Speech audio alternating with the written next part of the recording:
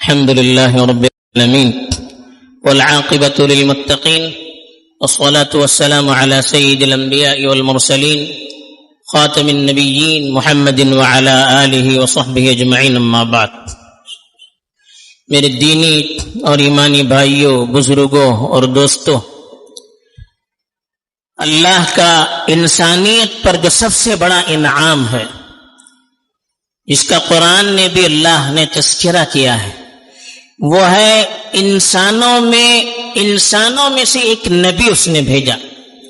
وہ تھے ہمارے اور آپ کے آقا حضرت محمد مصطفیٰ صلی اللہ علیہ وآلہ وسلم. ان کی نبوت، ان کا نبی بن کر اللہ کی طرف سے آنا، یہ اللہ کا انسانیت پر سب سے بڑا احسان ہے. اسی کو قرآن نے فرمایا، لقد من اللہ علی المؤمنین اذ بعث فیہم رسولا من انفسہم. اللہ نے ایمان والوں پر احسان کیا کہ انہی میں سے ایک رسول کو بھیجا جو اس کی آیتوں کی تلاوت کرے گا، انسانوں کے دل کی صفائی کرے گا، حکمت کی تعلیم دے گا.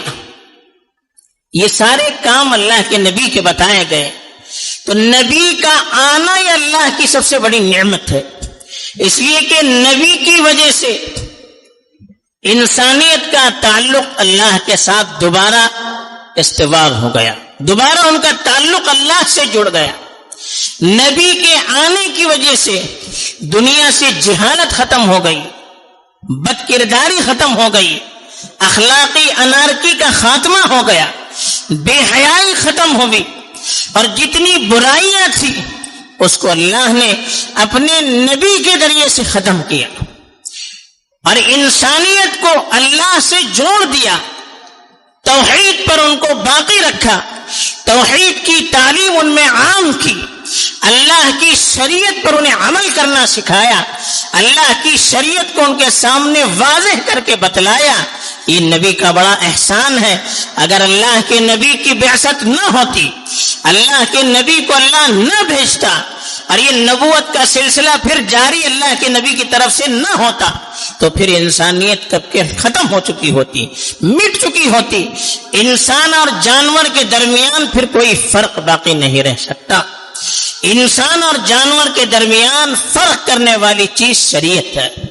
جب تک انسان شریعت پر عمل کرے گا، نبی کی لائی ہوئی تعلیمات پر عمل کرتا رہے گا، انسان اور عام جانوروں کے درمیان فرق باقی رہے گا. جب یہ عمل ختم ہو جائے گا، انسان شریعت سے دور ہوتا جائے گا، پھر ایک انسان اور دوسرے جانوروں میں زیادہ فرق باقی نہیں رہے گا. چنانچہ دیکھیے، جن علاقوں میں نبی کی تعلیم پر عمل نہیں ہوتا، شریعت پر عمل نہیں ہوتا، وہاں کے لوگوں کے اخلاق دیکھیے، وہاں کے لوگوں کا کیریکٹر دیکھیے، وہاں کے لوگوں کی بے حیائی دیکھیے، وہاں کے لوگوں کی بدکرداری دیکھیے، وہاں کے لوگوں کے آپس میں اختلاف اور انتشار کو دیکھیے. ایسا معلوم ہوتا ہے انسانوں کی بستی نہیں ہے، جانوروں کی بستی ہے. بلکہ جانور بھی بعض اعتبار سے ان سے بہتر ہوتے ہیں، اس لیے کہ جانوروں کو دیکھیے، آپس میں وہ لڑتے پھرتے نہیں ہیں، آپس میں ایک دوسرے کو مارتے کاٹتے نہیں ہیں، آپس میں ایک دوسرے کا خون چوستے نہیں ہیں، بلکہ وہ بھی اپنے پروردگار کے جو احکام ان کے ساتھ ہیں اس کے پابند رہتے ہیں. تو یہ اللہ کے نبی کا احسان ہے کہ اللہ کے نبی نے ہمیں دین پر باقی رکھا. اور اللہ کے نبی کون تھے؟ وَلَٰكِن رَّسُولَ اللَّهِ وَخَاتَمَ النَّبِيِّينَ. اللہ کے رسول تھے اور نبیوں کے سلسلوں کو ختم کرنے والے تھے. آپ کے بعد پھر کوئی نبی آنے والا نہیں ہے. نبوت کا سلسلہ اللہ کے رسول صلی اللہ علیہ وسلم پر ختم ہو گیا. قرآن نے آپ کو خاتم النبی کا، خاتم کے معنی مہر، آپ نے نبوت کے سلسلے پر مہر لگا دیا. اب آپ کے بعد دنیا میں کوئی نبی آنے والا نہیں ہے. اگر کوئی کہتا ہے تو وہ جھوٹا ہے. دنیا کا سب سے بڑا جھوٹا وہ ہے جو اپنے کو نبی کہتا ہے اللہ کے نبی کے بعد. تو اب نبی کی جو تعلیم ہے پوری انسانیت کے لیے تھی اور ہمیشہ کے لیے تھی. وما ارسلناک الا کافۃ للناس کا، کہ ہم نے آپ کو ساری انسانیت کے لیے بھیجا ہے، خالی اپنے زمانے کے انسانوں کے لیے نہیں تھے، بلکہ ہمیشہ قیامت تک جتنے انسان آنے والے تھے سب کے لیے نبی ہمارے اور آپ کے آقا رسول اللہ صلی اللہ علیہ وسلم تھے، اور سب کے لیے تعلیمات وہی تھی جو ہمارے اور آپ کے آقا حضرت محمد مصطفیٰ صلی اللہ علیہ وسلم لے آئے تھے۔ اور آپ کی تعلیم کے اثرات یہ بتائے کہ وما ارسلناک الا رحمتا للعالمین، تمام عالموں کے لیے آپ کو سرتاپا رحمت بنا کر بھیجا، یعنی آپ کی تعلیم، آپ کی شریعت، اس کی وجہ سے دنیا کو جو امن ملتا ہے، جو سکون ملتا ہے، جو راحت ملتی ہے، جو خیر اور برکت کے دروازے کھل جاتے ہیں، اس کا فائدہ صرف انسانوں کے لیے نہیں ہے بلکہ جانور، کیڑے مکوڑے، درندے، سب کو انسانیت سے فائدہ ہے، سب کو اللہ کے رسول کی تعلیم سے فائدہ ہے۔ تو اب یہ اللہ کے نبی کی تعلیم کی جب سب کو ضرورت ہے، صرف انسانوں کو نہیں بلکہ جانوروں تک کو بھی ضرورت ہے آپ کی تعلیم کی، تو پھر آپ کے بعد آپ کی تعلیم کا سلسلہ جاری کیسے رہے گا؟ ایسا تو نہیں ہو سکتا کہ اللہ کے رسول چلے گئے آپ کی تعلیمات ختم ہو گئی، نہیں، آپ کی تعلیم کو قیامت تک باقی رکھنا ہے۔ دنیا اس وقت تک باقی رہے گی جب دین دنیا میں باقی رہے گا۔ اب دین کو باقی رکھنے کے لیے کس کی ضرورت ہے؟ ان لوگوں کی ضرورت ہے جو نبی کی تعلیمات کو اگلی نسل تک پہنچائیں، جو نبی کی تعلیمات کو دنیا میں عام کرتے رہیں، جو دنیا سے برائیوں کو دور کرتے رہیں، جو لوگ شریعت میں غلط سلط تعویلات کرتے ہیں، غلط سلط چیزوں کو شریعت میں داخل کرنے کی کوشش کرتے ہیں، اسلام کی صاف ستھری تعلیمات کو بدنما بنانے کی کوشش کرتے ہیں، اسلامی شریعت کے مفہوم کو بدلنا چاہتے ہیں، ایسے لوگوں کی سازشوں سے دنیا کو واقف کرانے کے لیے اور ایسے لوگوں کی وجہ سے جو دین میں غلط اثرات ظاہر ہونے لگتے ہیں اس کو دور کرنے کے لیے علماء کی ضرورت ہوتی ہے جو انبیاء کی تعلیم کو انسانیت تک پہنچاتے رہیں۔ یہ علماء انبیاء کے وارث ہیں۔ خود اللہ کے رسول صلی اللہ علیہ وسلم نے فرمایا العلماء ورثۃ الانبیاء، علماء یہ انبیاء کے وارث ہیں، باپ کے بعد جیسے بیٹا وارث ہوتا ہے، اور علماء یہ انبیاء کی تعلیمات کے وارث ہیں۔ بیٹا تو باپ کی دولت کا وارث ہوتا ہے، اس کی جائیداد کا وارث ہوتا ہے، لیکن نبی کی وراثت دولت نہیں تھی۔ فإن الانبیاء لم يورثوا دینارا ولا درہما ولكن ورثوا العلم، انبیاء درہم و دینار چھوڑ کر نہیں جاتے تھے، اپنے پیچھے دولت چھوڑ کر نہیں جاتے تھے، علم نبوت کو چھوڑ کر جاتے تھے جس کے وارث علماء بنتے ہیں۔ تو یہ علماء قیامت تک کے لیے انسانوں کی ضرورت ہے۔ جب تک دنیا میں علماء رہیں گے خیر باقی رہے گا، اس لیے کہ نبوت سے ان کا تعلق جڑا ہوا ہے، اور نبوت کی تعلیم جب تک رہے گی دنیا میں خیر رہے گا۔ جب نبوت کی تعلیم کا سلسلہ دنیا سے ختم ہو جائے گا پھر اس دنیا کو باقی رکھنے کے لیے کوئی جواز باقی نہیں رہے گا۔ حدیث میں فرمایا گیا کہ قیامت اس وقت تک نہیں آئے گی جب تک روئے زمین پر اللہ اللہ کہنے والا نہیں رہے گا، یعنی شریعت کا پابند جب تک دنیا میں رہے گا قیامت نہیں آ سکتی۔ جب شریعت کو ماننے والے دنیا سے ختم ہو جائیں گے تب پھر قیامت آئے گی، اور یہ کب ہوگا؟ جب علماء نہیں رہیں گے، پھر شریعت کو پھیلانے والے نہیں رہیں گے، آہستہ آہستہ یہ دین دنیا سے ختم ہو جائے گا، پھر اللہ تعالیٰ دنیا کو ختم کر دیں گے۔ اسی لیے علماء کی قلت کو، علماء کے اٹھ جانے کو، علماء کے چلے جانے کو قیامت کی نشانی بتلائی گئی، قیامت کی نشانی بتلائی گئی۔ ان من اشراط الساعۃ، کہ قیامت کی نشانیوں میں سے علم کی کمی بھی ہے۔ کون سا علم؟ علم نبوت۔ اصل علم جو ہوتا ہے وہ نبوت کا علم ہے۔ قرآن نے صاف کہا کہ لا يعلمون کہا کفار کے بارے میں، وعد اللہ لا يخلف اللہ وعدہ ولكن اکثر الناس لا يعلمون يعلمون ظاہرا من الحیاة الدنیا وهم عن الآخرة هم غافلون۔ ایسے لوگ جو دنیا کے ظاہری علوم رکھتے ہیں، ظاہری چیزوں کا علم رکھتے ہیں، نبوت کا علم جن کے پاس نہیں ہوتا، قرآن نے کہا ان کو کچھ بھی معلوم نہیں ہے، لا یعلمون کہا، اور پھر کہا یعلمون ظاہر الحیات الدنیا، ان کو کچھ بھی معلوم نہیں ہے، صرف دنیا کی ظاہری چیزیں معلوم ہے، وہم عن الآخرۃ ہم غافلون، آخرت سے وہ غافل ہے۔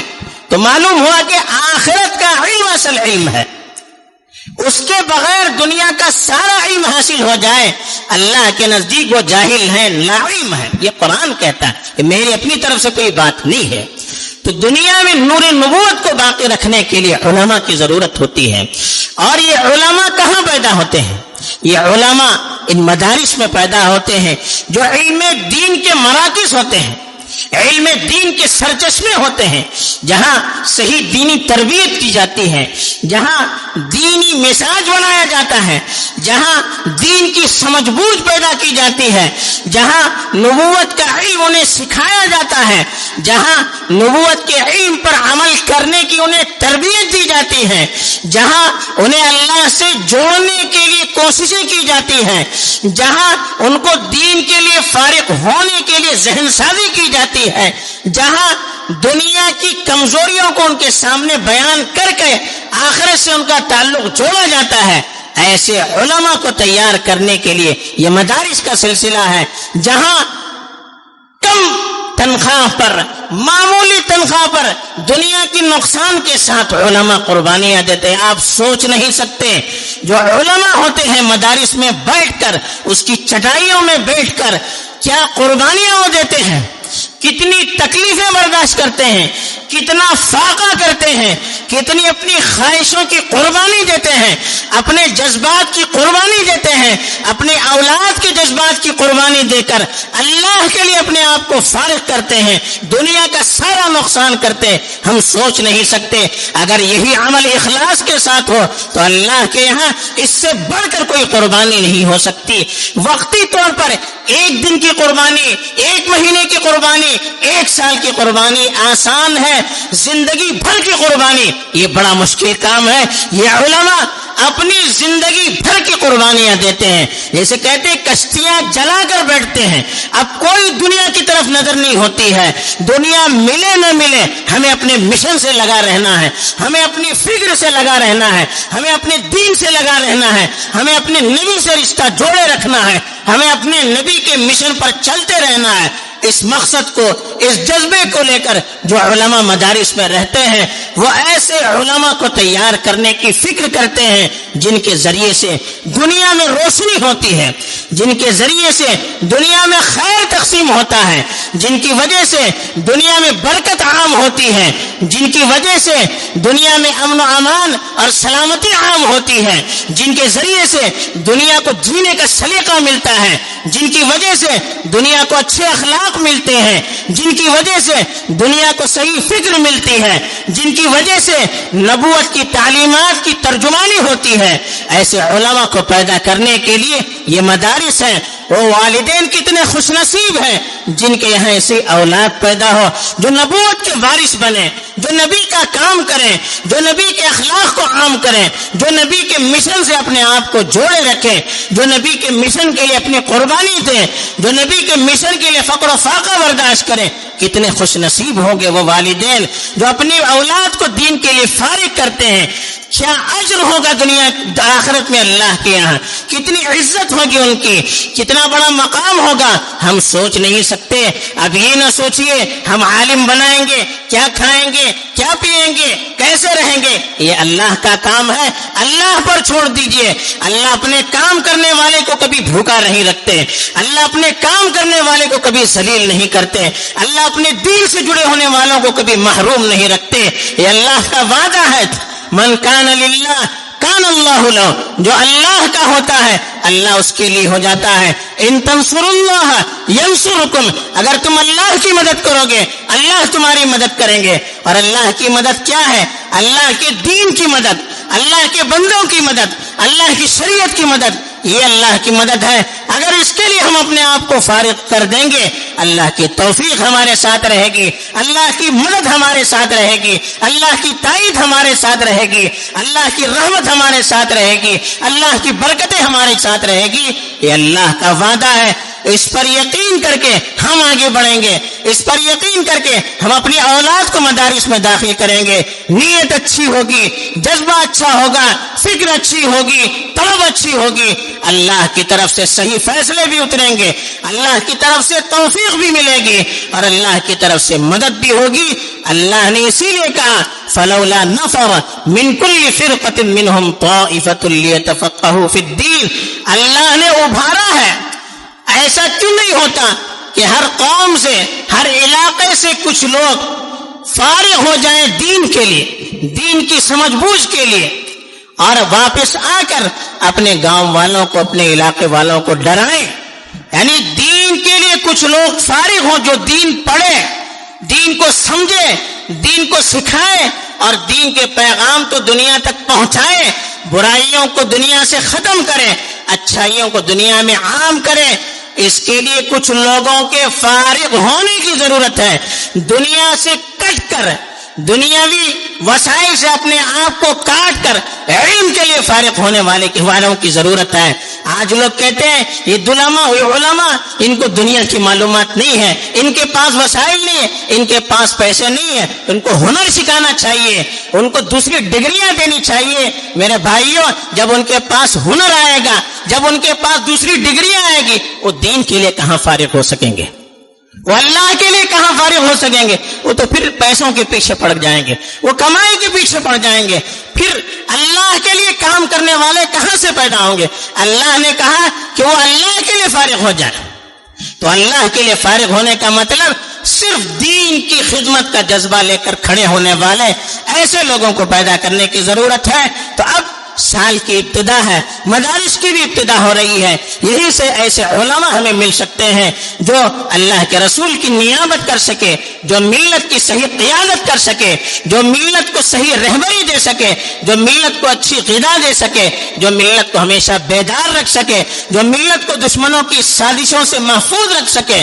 ایسے علماء کی ضرورت بہت زیادہ اس وقت ہے۔ یہ مدارس ایسے ہی بچوں کو تیار کرتے ہیں۔ سال کی ابتدا ہے، ہر شخص نیت کرے کہ میرے گھر میں میرا ایک بیٹا علم دین کے لیے ضرور فارغ ہوگا، میری ایک اولاد انبیاء کی وراثت کو اپنے ساتھ انبیاء کے وارثوں میں ضرور شامل ہوگی۔ اس کی نیت کریں، اس کا جذبہ کریں، اللہ پر بھروسہ کریں اور اپنے بچوں کو اس کے لیے فارغ کریں۔ پھر دیکھیے اللہ کی طرف سے کیا کیا رحمتیں برستی ہیں، کیسی مددیں ہوتی ہیں، کیسا سکون اور اطمینان حاصل ہوتا ہے، اور دنیا اور آخرت میں ایسے والدین کیسے سرخرو ہوتے ہیں۔ اللہ تعالیٰ توفیق دے، آمین۔ وآخر دعوانا